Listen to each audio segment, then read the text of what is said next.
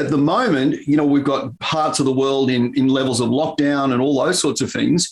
It's super appropriate that it may not be what does winning look like till the end of this year. It might just be what does winning look like today? What does winning look like this week? Because the game plan might change next week.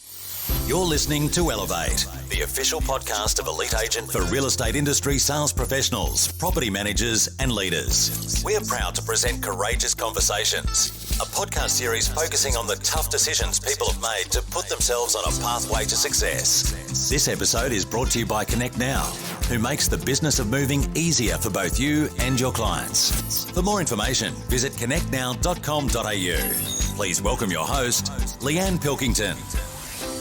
Hey everyone, Leanne Pilkington here for the very latest Courageous Conversations, and I have got Michael Sheargold with me, who needs no introduction to the real estate industry. Hey Michael, how are you?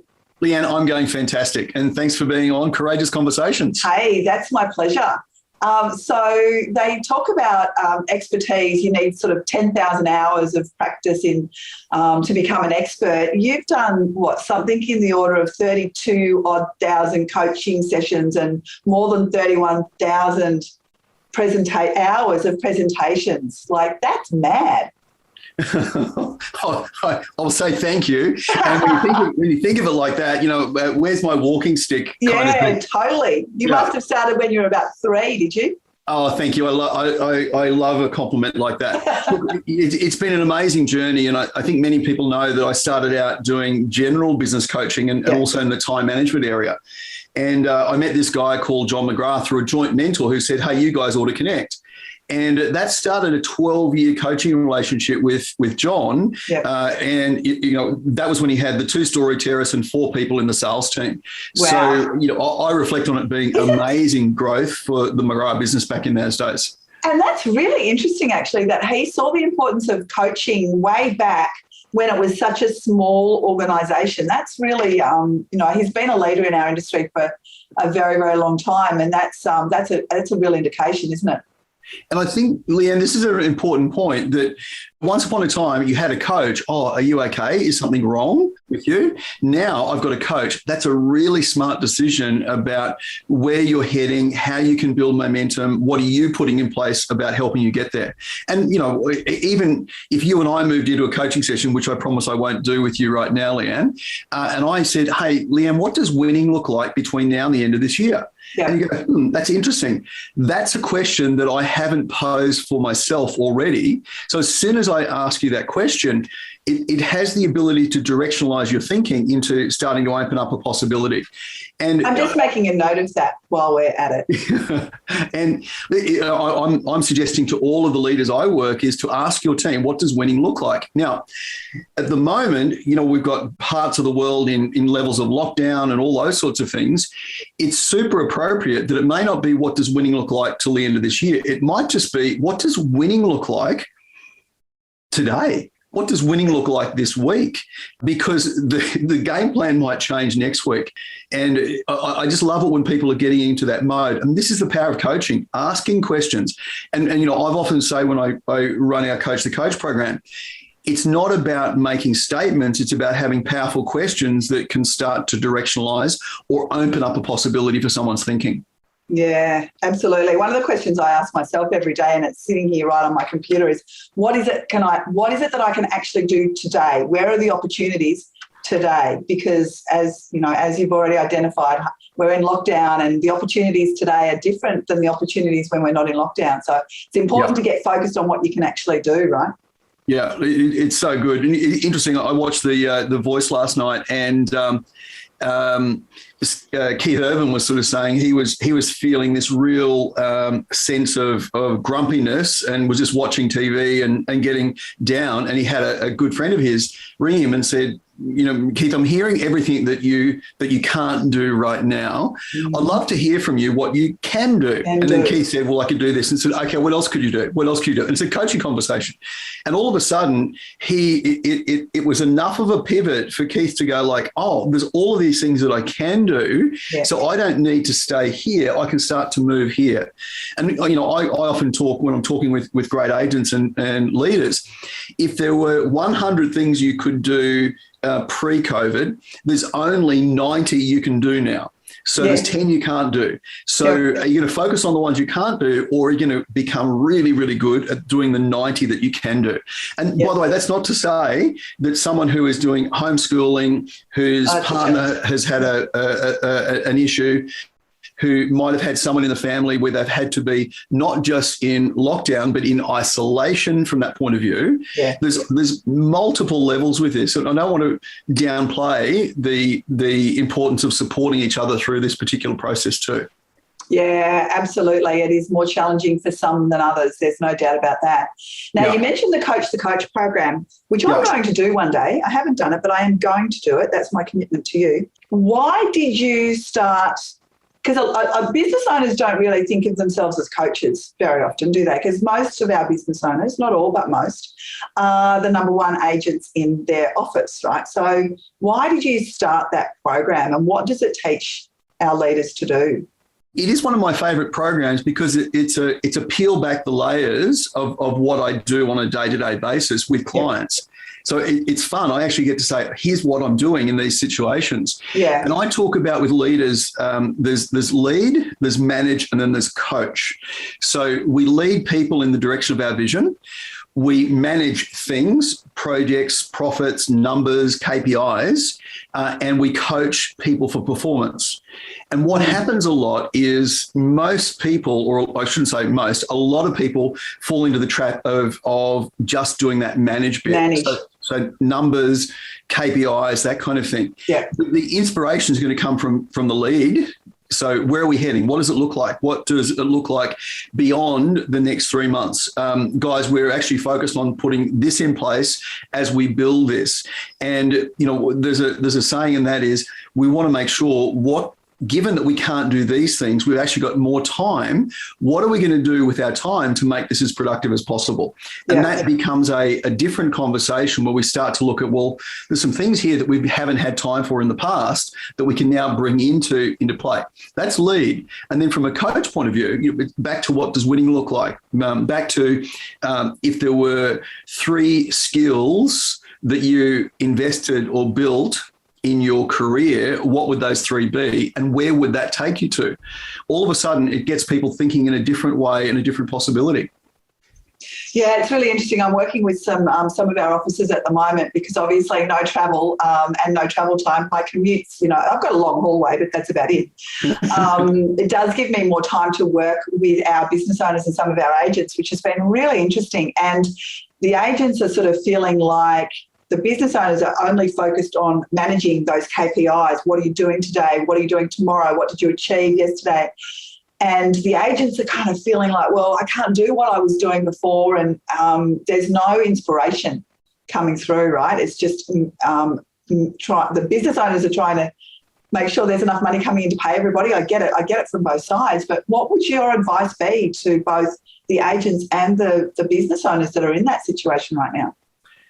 Well, I think the first thing is, and a big part of success in anything is empathy, is being able to see the other person's point of view. So, if I have if I have a beach ball in front of me and what the side I'm looking at is green, the side you're looking at is red, I will just say it's green, it's green, it's green, and you're going to say it's red, it's red, it's red. Yeah. And all of a sudden we need to be able to shift perspectives and see things from another point of view.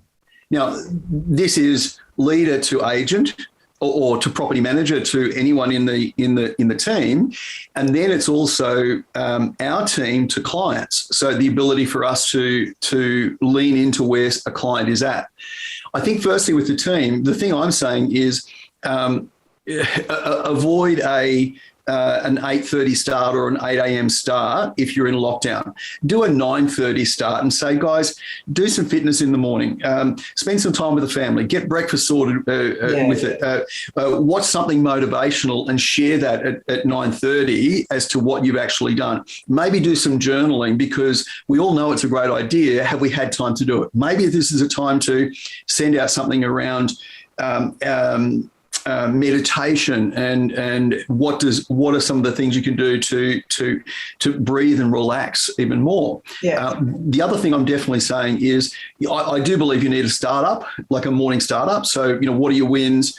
And all of our meetings, lockdown or no lockdown, are structured in terms of a review, preview. So let's review what we did yesterday and preview what's on the go today. Let's review last quarter and preview what's happening next quarter. Let's review last year and preview what's going to happen next year. So as soon as you get into that review preview, it gives the ability to start to say, okay, and then what's super important is to ask the question in that morning startup is there anywhere you're stuck? Because a lot of time we ask, do you need any help? And I go, I don't need help. I'm a very, very effective individual. But if you ask anything you're stuck on, so like, yeah, I'm actually stuck on this, and make it okay to be stuck on something as opposed to, oh, I'm stuck on this. Oh, really? Well, you know what? That's sort of let's put the big L word in front of you around being stuck on that, as opposed to we move into this more supportive mode of saying, all right, how do we actually free this up and start to build it? But, you know, it could be once a week you have a discussion with your team and say, what are some of the routines you're finding are working really well? And we share that as a team around it. And, you know, the largest real estate team I work with in terms of one particular brand is about 350 people across that brand. So, and we're not talking like the franchise brands, we're talking like an independent office. Yeah. And you start to look at that, there's a lot of intel there that can be shared across the team. Yes. And that learning, one, it's contributing, so I feel like I'm contributing, and the other is I'm actually learning how I can lead a better life and make that happen. And we know that great people make for great real estate professionals. That's exactly right. Yeah, we've long said it's much easier to teach someone to be a great real estate agent than it is to teach them to be a great person, right? I'm not going to answer that one.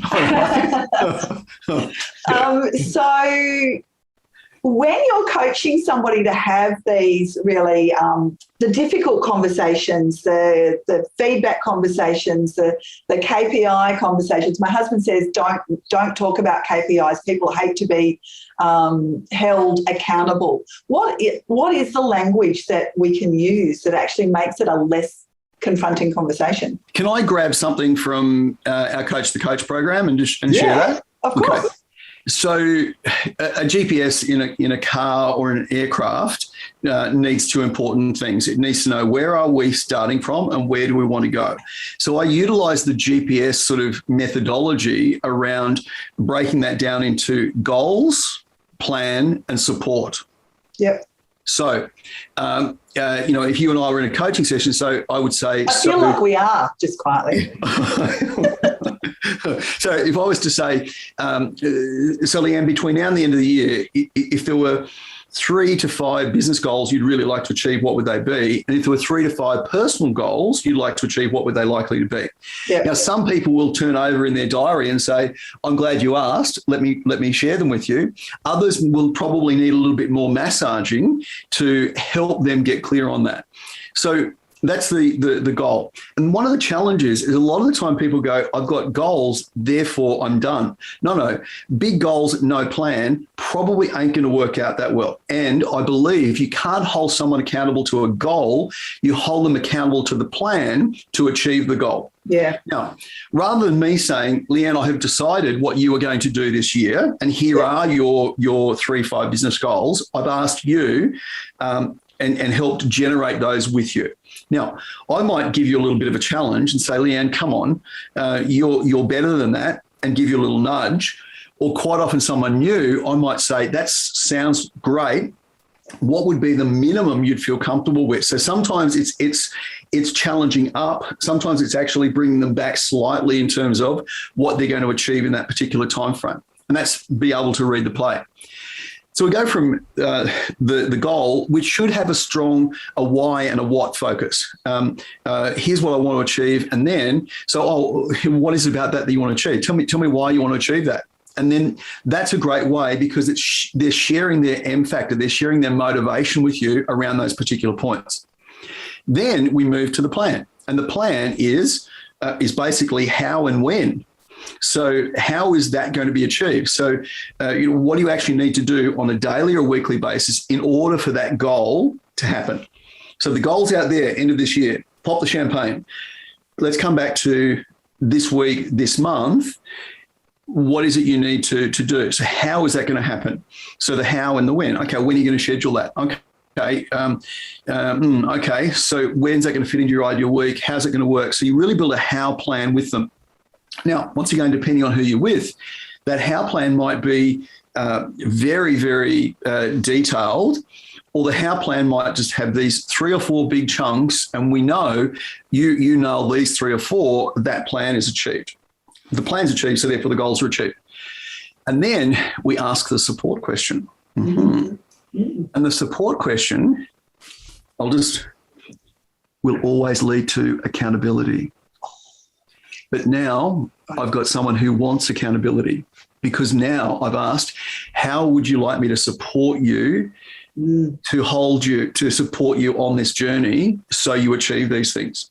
So now you have effectively asked me to hold you accountable without saying, I'd like to have an accountability conversation with you, please, Leanne. Yeah. So it's a support conversation. And by the way, for me, and this is a coach-to-coach definition, accountability for me is reminding you of what you are committed to. If you're not committed to it, then I'm pushing it up the hill as opposed to reminding you of your commitments.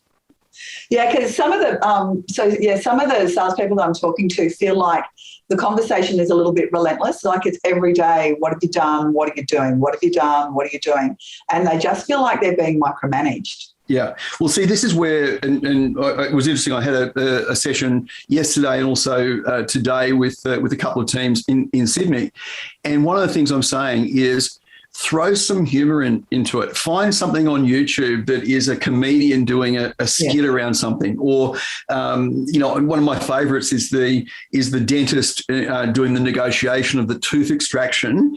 And I won't ruin the punchline as to what it is if no one's seen it. But if you just do a search on some of those things and share some of those, as opposed to it's all about business. No, it's actually about helping people shift their energy. Right? Yeah. It's about helping people shift their energy. Yeah. You betcha. So all of a sudden you've got this ability to have a laugh about something. I do remember a situation, and you've got to obviously contextualize this as to who is in your team. Yeah. But if you could go on a holiday anywhere in the world right now, where would you go to? It's like, well, I haven't been thinking about that, but if I was thinking about it, I'd go here. Okay. So all of a sudden you get this different kind of energy coming in, because a lot of the time, and Leanne, this is valid for me, I think it's valid for you too, I would always have 1 or 2 holidays in my future. It was like, okay, I'm going to put the pedal down. I'm going to really focus in on this because I know come Easter or come this particular time frame, there was a 2-week kind of like escape. Let's actually go into that mode. What's happened, those things haven't been occurring. So therefore, it can be more of the, I'll say this in a nice way, SSDD, same stuff, different day. A few of my clients modify it from the same stuff, different day, if you know what I mean. I do. But ultimately, it is about how do we actually support our team having great energy at the moment. Yeah. Yeah, that's such great advice. I could talk to you on this stuff all day, but I would love to know about the way you have courageous conversations with yourself, or maybe with other people. How do you actually go about that process yourself to make good decision making? Well, there's a couple of things. So one is, and this is something that I have done for maybe 15-ish years, maybe even longer than that. So if I was going to run a half day or a 1-day program, before anyone would come into the room, I'd pause and I'd reflect and say, okay, who am I going to be for this particular team? Who am I going to be in this moment? And I'd literally, grab a pen and I'd write it down. So I'd write down. Really, you write it down? Yeah, I'd write it down, and it's interesting. I won't sort of shift the camera around to the other angle, but just on this particular view, I actually have who I'm committed to being for my clients and for the profession at this point in time. Nice. And that is and that is positive, insightful, inspiring, full of possibility thinking, clear and concise, fun and cheeky. So that's in my eye contact for every Zoom that I do. So I think sometimes we can actually have a pity party with ourselves as opposed to let's actually focus out here. That's true. Now, what I will say is I had a skin cancer removed here about a month ago. Right. And it was interesting. Can't go out in the sun, can't do exercise, can't increase my heart rate, da da da da. And I was like, I'm feeling really, really grumpy. But what was interesting with that, I went, okay, this is what it feels like to be purposeless at this point in time. So the opposite of purposeless is purposeful. And it doesn't matter what the purpose is, it just matters that you have a purpose. And if we slow the word motivation down, it becomes a motive for action. So what is my motive for being in action? And, occasionally I'll have a parent say to me, my kids are not motivated, they sleep in until 11 o'clock. I say, in actual fact, they are. They're motivated to sleep in. Their motive for action is sleeping in. So what I tend to do is reflect on that and say, what is my motive for action? So I have a morning startup plan I'm happy to share with you. Yeah, great. So I do what's called a lucky stretch. People get the wrong impression with their lucky stretch, by the way, but we won't go there. No judgment here. No judgment here. Thank you. So we used to have a really cute little white Jack Russell. And, as soon as Lucky got up in the morning, he'd do that, the stretch. So one of the things that I do is this shift from sleep to awakeness. So I do like a full body movement kind of stretch. Then the first thing I do is I ask myself, what am I grateful for in my life? And it's like, just let it roll. Ba-ding, ba-ding, ba-ding, ba-ding, ba-ding, ba-ding, ba-ding. Do you not find you're saying the same things every day? And that's okay. Like, I'm incredibly grateful for little Miss Frankie, in our life. So if she comes up every single day, that's not a bad thing for a dad to actually have as a reminder how grateful I am to have her in my life. Yeah. It's just a really neat kind of a reinforcer like that. The second thing I do is, what's my number one priority for the day? Mm-hmm. I'm still in bed at this point in time, so it's my number one priority in the day. And this is all self-conversation, just in case you think it's verbal. So then I bring that into focus. So my number one priority for the day is this. And then the third thing I do, and occasionally I might end up having two or three of those. So what's number one? And I might have, one or two or three that are like, oh, this is actually a tough one. So then I'll bring those into focus. So the most important things are really get some energy early in the morning. And then the final question is, how can I love even more today? Now, it's a broad question. So how can I love even more today? So it's loving spending time with you. It's loving my clients. It's loving responding to an email. It's loving this phone call. It's loving handling this issue and this realignment thing that needs to occur around it. But I find for me, Leanne, by doing that, it means that when I'm with you, I really want to be with you. I don't want to be in another headspace. I want to be here with you in the moment. Yes. That's so massively important. And I think what you talked about with the beach ball, I've actually got one of those beach balls. I talked about those in presentations myself, and it's reminded me to use it in a meeting I've got next week. But just that change in perception, right? Being able to, that was my first lesson as a franchisor that I had to learn 25 years ago, is I had to learn to think without that franchisor had to put my real estate agent's hat on and think about how they were feeling and what they needed. Right? It's not all about me, sadly. It's not all about, what I need. It's about how we can negotiate something to get what we both need. Yeah, you bet. Look, real estate is the ultimate win-win-win. So the landlord wins when the tenant wins, and you win when they win. When the seller wins and the buyer wins, you win as an agent. So as soon as you get clear on that, it's the fastest way for us to get what we want is to help other people get what they want. So if I can support someone in their decision making, and right now, people are sitting on the fence around the decision to sell or the decision to buy. Sure. So the more that we can be what I call confidence creators, the more momentum we actually help people achieve. By the way, it's easier for me to not make a decision and stay put than for me to make a decision and feel like I've done the wrong thing.